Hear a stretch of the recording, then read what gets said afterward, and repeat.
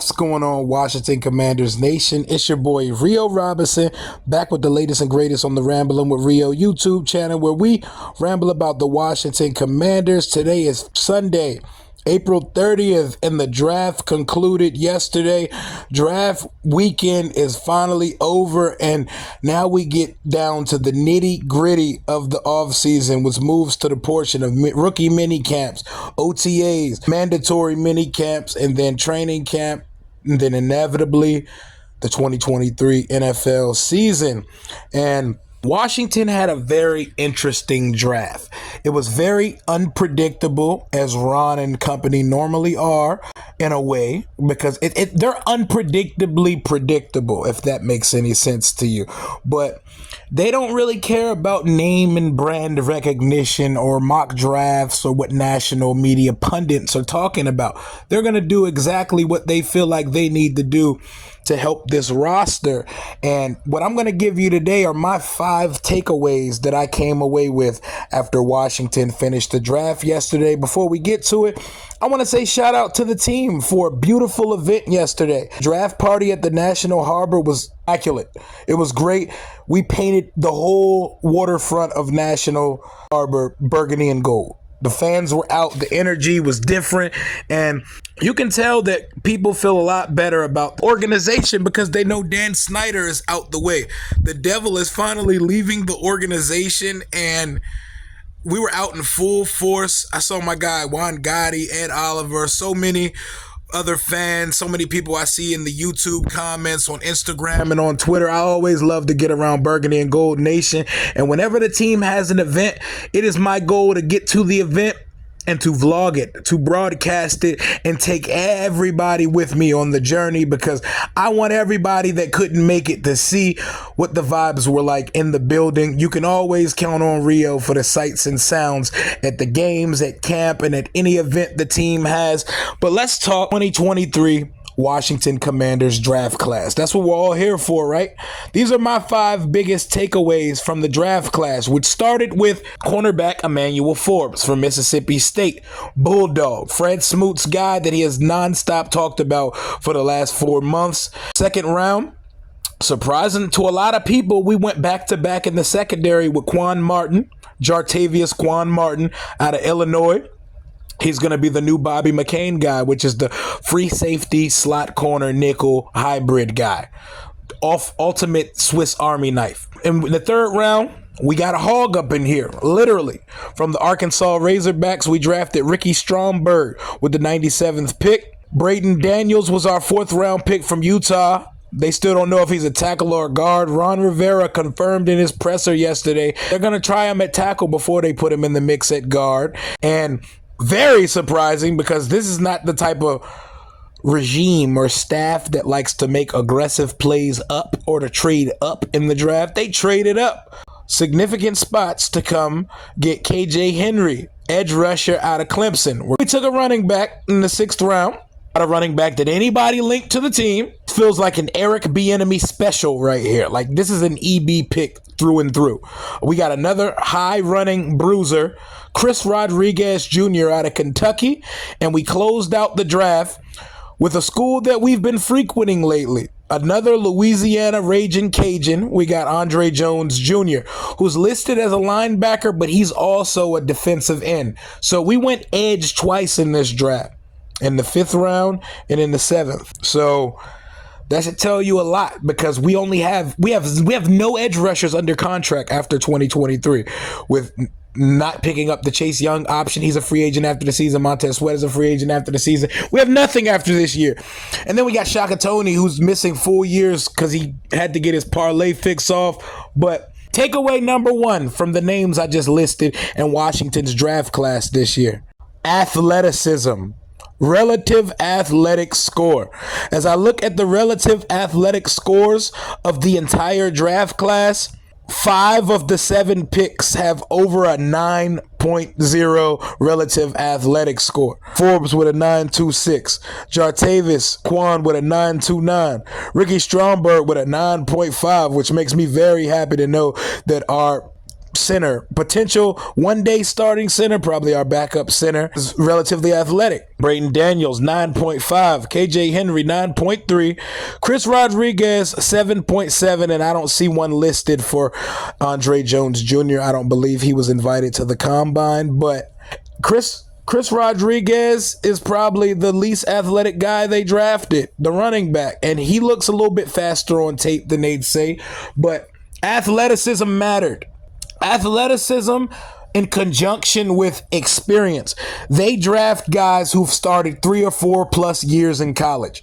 They draft guys who wore a C, a green dot in college. They want you to have leadership qualities, and they want you to have played a lot of games in college. But my takeaway number one is they want athleticism. Emmanuel Forbes walks into our secondary as the clear most athletic guy in the room. 4.3 speed, ball tracking ability for days. And the second most athletic guy in the secondary at this point is Jartavius Martin, because he ran a 4.46, and that's a great time for a guy whose primary position was safety.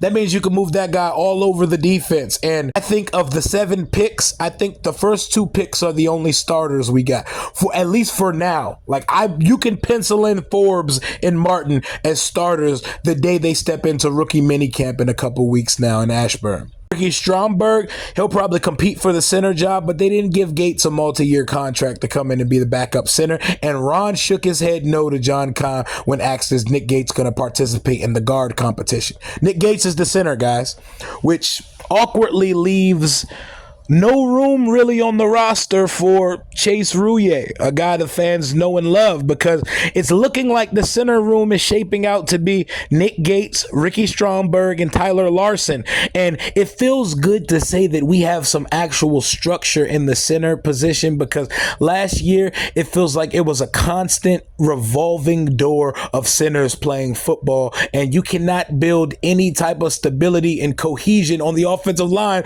when you got a new center every week. The center is the only person other than the quarterback that touches the ball every play of the game, so it feels good that they targeted one early in the draft to back up the starter that they signed from the New York Giants this offseason in Nick Gates.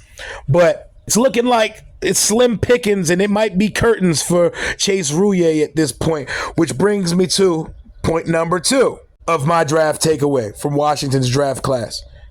Ron and them and Del Rio, they're much lower on the secondary than a lot of fans are and a lot of media.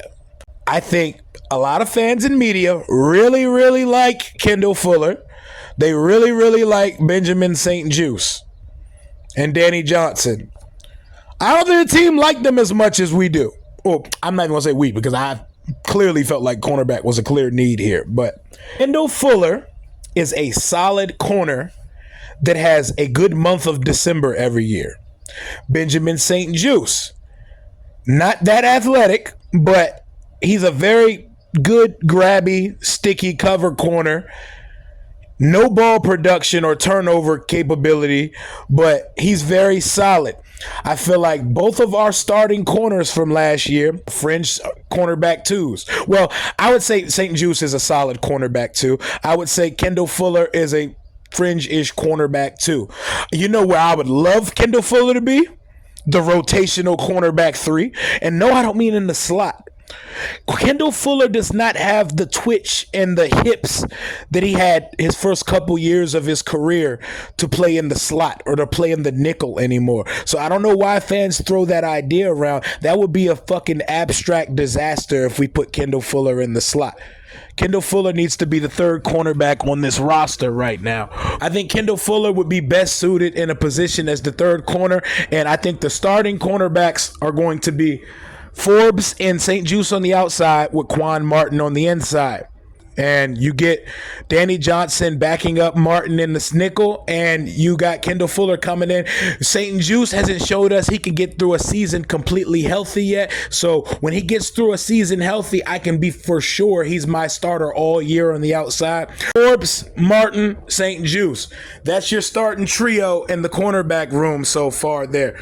Point number 3, takeaways from the 2023 Commanders draft class. They are much higher on the offensive line than we are, especially that left guard battle.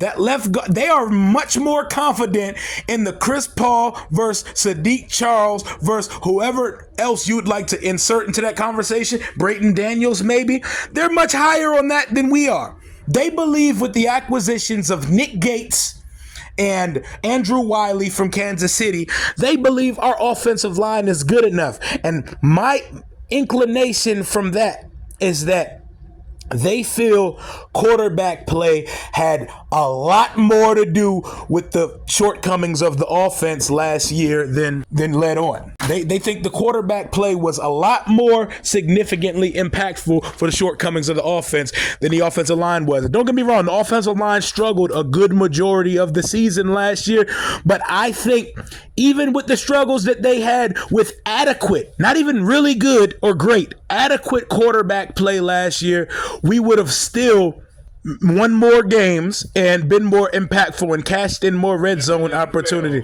Would have got to 10 to 11, possibly 12 games. I always look back to those 4 games. I look back to those 4 games and I say the 2 Giants games, the Titans game, and the Vikings game. Quarterback play is the difference in that game. Remember when Ron said quarterback? He whispered quarterback at the press conference. That's exactly what he was talking about there. So my third takeaway of the 2023 Commanders draft class, they're much higher on the O-line than fans and media give them credit for, which takes me to point number 4. Ron and Del Rio and company do not give a fuck about the linebacker position. They did not draft one. It was crazy. We were joking about this. Me and Tay and Todd and Jalen and the boys, we were joking. They don't care about that position. They're probably not even going to draft one. You know what they did during draft weekend? They didn't draft a fucking linebacker. They did not draft a linebacker. They did not heavily pursue linebackers in free agency. Could another one be added on the roster at some point before training camp begins? Possibly. But yes, they don't care about this position. They're going with Jamin Davis and Cody Barton and trusting depth pieces like Milo Eifler, Khaleke Hudson, and David Mayo. They don't give a shit about the linebacker position. They care that the front of the defense and the back of the defense is okay. They don't care about the middle. They're like, bruh, the guys we have are good enough. I don't think that's exactly a smart way to attack the position, but they aggressively pursued secondary, and we've seen how they've built the defensive line in the front. So the 4 guys up front in the secondary, we need you guys to all be healthy and to be great, because if we ever have to depend and rely on the linebackers, we're short on defense. We are short because Ron does not give a shit about the linebacker position, which is ironic to me because him and Del Rio were linebackers in the NFL. They were linebackers in the NFL, which takes me to my final point. Final takeaway from the draft class, and this is a pretty big takeaway for me. They love the quarterback room, specifically Sam Howell. They did not feel any urge to draft a quarterback at any point of this fucking draft, and they didn't even take a Jag fringe guy to bring in to be the quarterback 3, quarterback 4. They're just going to let Jag-ass Jake Fromm take the snaps whenever either of those guys could. And maybe this is a good thing. Maybe this goes like the feeling I had where I want the season to either be really good or to be a disaster. Maybe if something were to happen to Sam Howell and Jacoby Brissett, like they weren't good or they got hurt or something, maybe that's who we need to be quarterback in the team, Jake Fromm, because if they both get hurt, exactly, so they can lose games. They love the quarterback room. They love Sam Howell, and I don't imagine they put Sam Howell on the stage at the draft party to be hyping up fans and shit if they weren't for sure. And Ron slipped up in the press conference after the draft yesterday and called Jacoby Brissett the backup and quickly had to backtrack it because he showed his hand. Ron, you don't even got to do that. We already know Sam Howell is going to be the starter, and there's no real competition. That is all a formality. That is all coach speak. But my 5 takeaways from the draft class 2023 at Washington: 1, they wanted athletes. 2, they're much lower on the secondary than we thought they were. 3, but they're much higher on the offensive line. 4, they don't give a shit about the linebacker position. And 5, they love the quarterback room, more specifically Sam Howell. Those are my 5 takeaways from the 2023 Commanders draft class. Let me know yours in the comments. Make sure you like, comment, and subscribe. I'm about 210 subscribers away from 7,000. So as we push towards 10K into the moon, make sure you like, comment, subscribe, and tell a friend about the channel. That's all I got for right now. Draft Draft Wrap-Up Pod. Stream Louis T, Rico, and Oliver, myself. Tuesday night at 9 p.m. on the channel. Make sure you pull up. Hail to the Washington Commanders. Until next time, deuces.